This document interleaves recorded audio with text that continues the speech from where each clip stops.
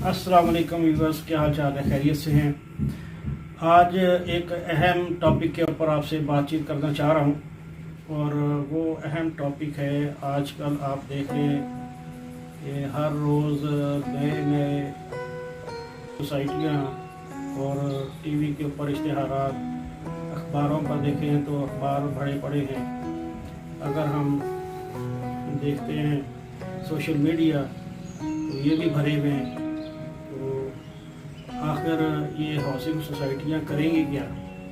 इतनी हाउसिंग सोसाइटियाँ के ख़रीदने वाले जो लोग हैं वो मखसूस टोला है, और लैंड माफिया उसको आप कहें, डीलर कहें या डेवलपर कहें, तो ये हजरात एक गुब्बारे में हवा भर रहे हैं और उसके असरात इतने ख़तरनाक हैं कि ये आने वाले वक्त में बहैसियत कौम और जो इसके आम इन्वेस्टर है, जो एक आम सारफ है, उसके ऊपर बहुत नेगेटिव इम्पेक्ट पड़ेगा इसका। वो कैसे? अभी आप देखें, कोई सोसाइटी जैसे ही लॉन्च करती है अपनी सोसाइटी, मीडिया के ऊपर एक हाइप क्रिएट कर दी जाती है, बाहर जाता है तो उसको ये कहा जाता है कि प्लाट तो सेल हो गए, अब आपको इसके ऊपर ऑन देना पड़ेगा। तो अचानक सेल हो जाते हैं और अचानक ऑन के ऊपर बात चली जाती है, तो बड़े बड़े इन्वेस्टर जो हैं वो सोसाइटियाँ मालिकों से मिल के सारी गेम चलाती हैं। और जैसे ही सोसाइटी कोई लॉन्च होती है तो लॉन्च होने से पहले ही बड़े बड़े लोग उसमें इन्वेस्टमेंट करके तो प्लाट उठा लेते हैं डीलर रेट के, जिसको कहते हैं। अब आम बंदा जब वहाँ पे जाता है वो इश्तिहारात देखता है, ये 10 लाख रुपए का 3 मरले का प्लाट है, ये 15 लाख का 3 मरले का प्लाट है।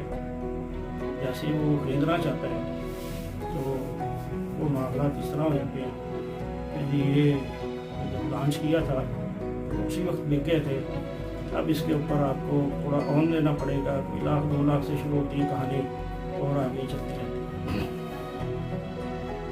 अच्छा, ये तो हो गया कि डीलर का एक टैक्स है और इसका आम बंदे को क्या फ़ायदा हो रहा है?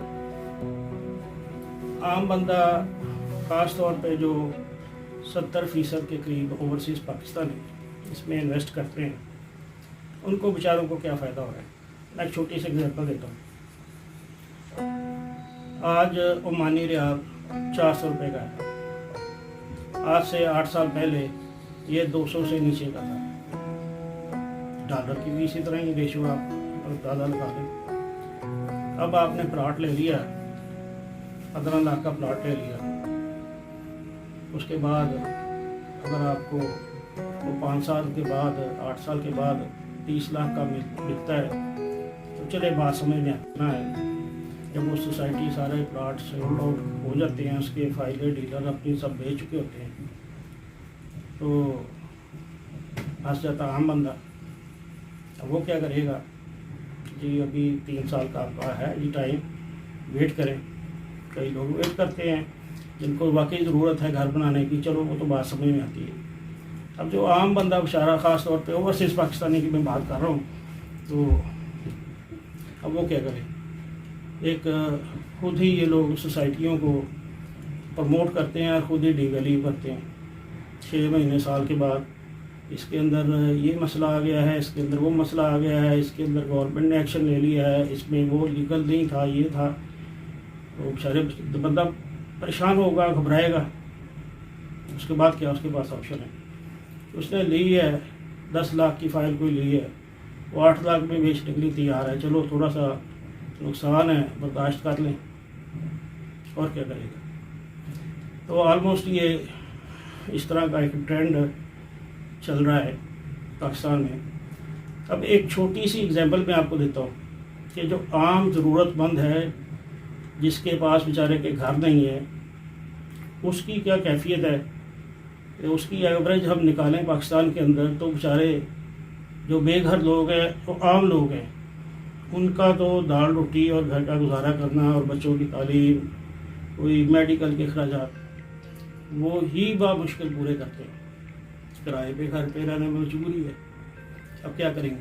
और इसका एक तो इम्पैक्ट जो है आपकी पर्सनल जो इन्वेस्टर है उसके ऊपर है। दूसरा जो मेजर और बहुत बड़ा जो इसका ड्रॉबैक है और जो नुकसान है वो ये है कि जैसे आपको एक एग्जांपल देता हूँ, Lahore DHA defence housing authority, उसके पास तकरीबन 1 लाख से ऊपर प्लाट ही पड़े हुए हैं सोसाइटी के अंदर जो आबाद नहीं हैं, जहाँ पर घर नहीं बने हुए, और वो प्लाट ही पड़े हुए हैं जिसका कोई इस्तेमाल नहीं, ना उधर कोई ज़राअत है, ना उधर कोई खेत है, ना उधर कोई फल फ्रूट है। वो किसानों से ली गई वो जगह जो शायद 1 एकड़ में बेचारे को जो है कुछ दाल रोटी मिलती थी, अब वो तो बेचारा गया हाथ से। अब जिन्होंने ली और डेवलपमेंट की और उसके बाद उसी एकड़ जगह के ऊपर एक 5 मरले का कमर्शियल प्लाट करोड़ों में है, जिसमें 1 एकड़ नहीं कई एकड़ जगह है। और बाज़ का तो ये भी सूरत बनती है कि 1 मुरब्बा यानी कि जिसमें 25 एकड़ बन जाते हैं, वो 25 मुरब्बे 25 एकड़ जगह एक जगह और 1 कमर्शियल प्लाट की वैल्यू एक जगह, ये सिनेरियो बन जाते हैं। लेकिन इसका फ़ायदा मुल्क को क्या हो रहा है?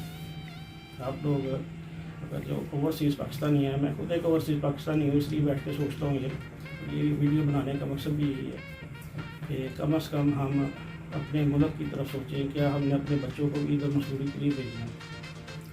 क्या तालीम पाकिस्तान में नहीं मिल सकती? क्या रोज़गार पाकिस्तान में नहीं मिल सकता? क्या कारोबार पाकिस्तान में नहीं चल सकता? क्या हम लोगों ने अपने बच्चों को परदेश में ही भेजना है? तो बीइंग पाकिस्तानी इन चीज़ों को सोचता हूँ, तो ये आज वीडियो के ऊपर आपसे शेयर कर रहा हूँ। तो दोस्तों, ये सारी बातें ज़रूर ध्यान में रखें। इस वक्त लाहौर LDA की वेबसाइट के ऊपर कोई 3200 के करीब हाउसिंग सोसाइटी हैं, जिसमें आप तवील लिस्ट है, जिसमें अप्रूव भी है, नॉन अप्रूव भी है, इलीगल भी हैं।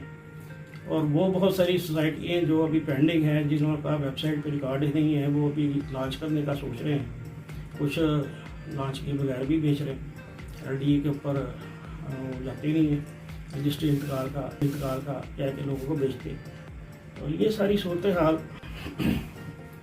एक वसी रकबा, सिर्फ 1 लाख से ज़्यादा DHA के पास प्लाट पड़े हुए हैं। इसी तरह 3200 हाउसिंग सोसाइटियों का आप अंदाज़ा करें कि कितनी जगह इंतज़ार कर रही है वहाँ के रिहायशियों का, और जो रिहायशी ज़रूरतमंद अपना रिहाइश रखना चाह रहा है उसकी अप्रोच भी नहीं है।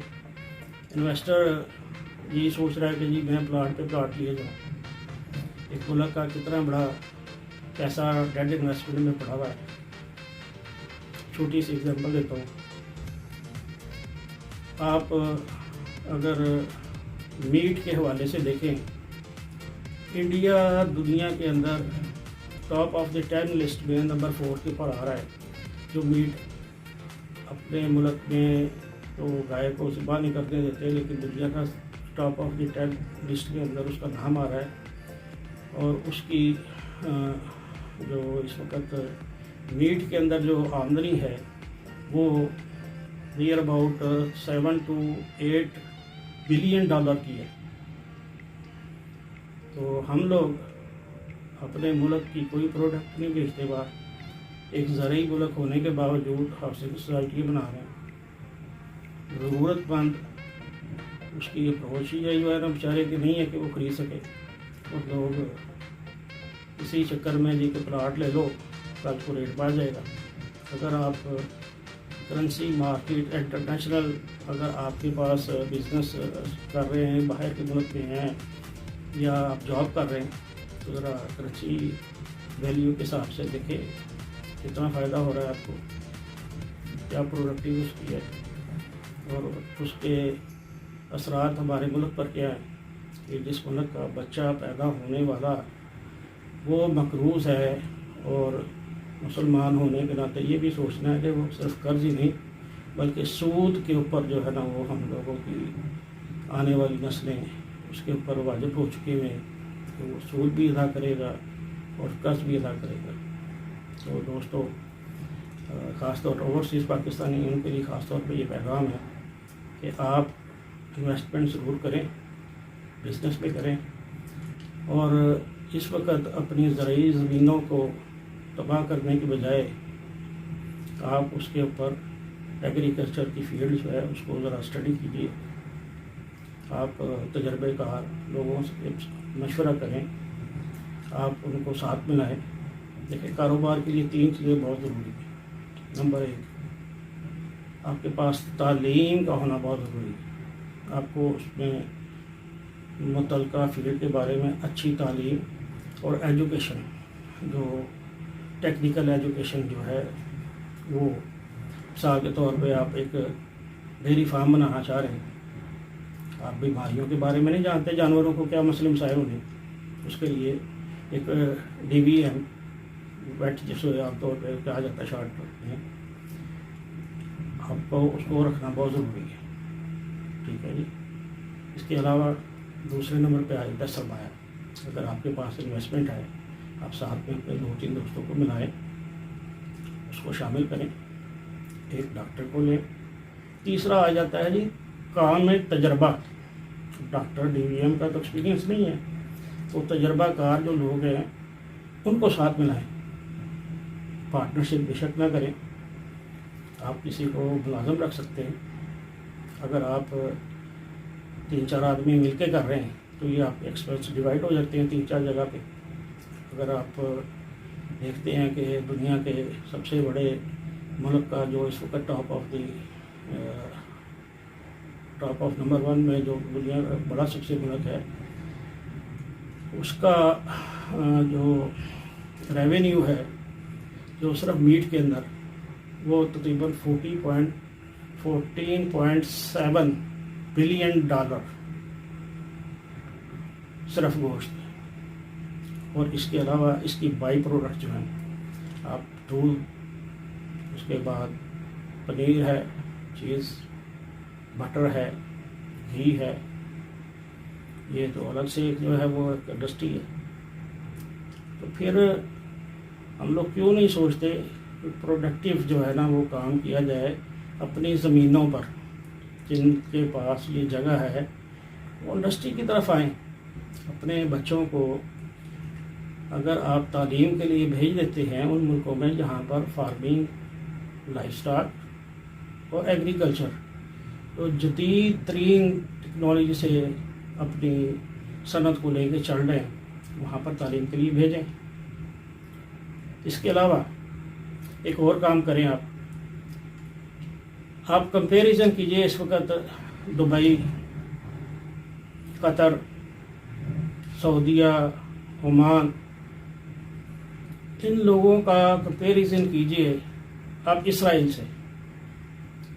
اسرائیل اس وقت ٹماٹر، پیاز، لہسن، ادرک، فروٹس، اس کے اوپر ریسرچ کر رہا ہے، اور یہ میں نے بڑا سوچا ہے اس بات کے اوپر کہ اسرائیل کو کیا مصیبت پڑی ہے کہ وہ یہ ٹماٹر، لہسن، ادرک، پیاز جو ہے اس میں اپنی جو ہے نا وہ توانائی ہے اور اس کے اوپر اپنا وقت برباد کرے۔ تو بہت کچھ سوچنے کے بعد اور بہت ساری ان کی ویڈیوز میں نے دیکھی ہیں، اصل میں ان کا چھوٹا سا ملک ہے، اور اتنے چھوٹے سے ملک کے اندر انہوں نے زراعت کا جو ہے نا وہ ریسرچ شروع کی، اور اس کے بعد ایک نئی ٹیکنالوجی انہوں نے متعارف کروائی، اسرائیلی ٹیکنالوجی بھی اس کو کہا جاتا ہے، جو پانی کے اندر بغیر زمین کے ہائیڈروپونکس کے نام سے اس کو دنیا میں متعارف کروایا، اور اس ٹیکنالوجی سے اس نے بلین ٹریلین کمائے، اور ہمارے مسلم ممالک انکلوڈنگ پاکستان یہ کس چکر میں لگے ہوئے ہیں، high rise building, vertical building, government ان مافیا کے جو ہے وہ تعاون سے ہی بنتی ہے۔ تو ویڈیو شاید بہت سارے لوگوں کو پسند نہ آئے، لیکن حقیقت جو ہے اس سے ہمیں آنکھیں نہیں چرانا چاہیے۔ تو برائے کرم انویسٹمنٹ کریں، پروڈکٹیو کاموں کے اندر کریں۔ اگر آپ نے اپنے ملک میں اور اس کو آگے لے کے چلنا ہے اور قرضوں سے نجات حاصل کرنی ہے، اور سود جو ہے اس کو، جس کو ایک اگر اسلامک پوائنٹ آف سے دیکھیں تو میں کوئی مفتی تو نہیں ہوں، لیکن یہ خنزیر کے گوشت سے بھی مجھے تو جو ہے نا یہ وہ زیادہ حرام کے زمرے میں لگتی ہے یہ چیز. تو ہم بحیثیت مسلمان نماز بھی پڑھتے ہیں، حج بھی ہے، زکوٰۃ بھی ہے. تو یہ ساری چیزیں، ساری عبادات کے بعد اگر ہماری معیشت ہی ٹوٹل سود کے اوپر اور قرض پہ، پتہ نہیں اللہ تعالیٰ قبول کر رہا ہے نہیں کر رہا ہے. ہم نے کبھی اپنی پرائرٹیز میں یہ چیزیں شامل ہی نہیں کی کہ ہم نے سود اور قرض سے جو ہے جان چھڑانی ہے. تو ویڈیو کافی لمبی ہو گئی ہے، تو انشاءاللہ پھر گاہے بگاہے جو ہے وہ بات چیت ہوتی رہے گی. اور اگر ویڈیو آپ کو پسند آئے تو لازمی شیئر کریں اور ان باتوں کو ضرور سوچیں کہ investment 70% overseas Pakistani real estate پہ کریں.